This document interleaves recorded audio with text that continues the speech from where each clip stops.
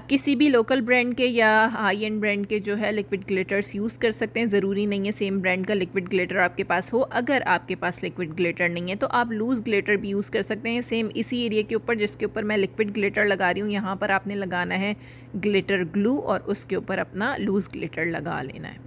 और यहाँ पर मैं ये भी बताते चलूँ कि आपके पास सेम कलर का ग्लिटर होना ज़रूरी नहीं है, क्योंकि मैं पहले भी बता चुकी हूँ आप सेम लुक डिफरेंट कलर्स के साथ भी क्रिएट कर सकते हैं। तो आप किसी भी कलर का ग्लिटर इसके ऊपर लगा सकते हैं।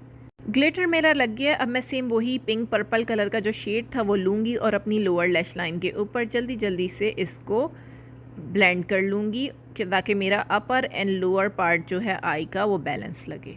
और यहाँ पर मैं यूज़ करी हूँ छोटा फ्लैट आई शेडो ब्रश। अब मैं सेम वही ब्रश यूज़ करते हुए ये वाला शेड ले रही हूँ अपने इनर कॉर्नर को और अपने आईब्रो के बोन के ऊपर।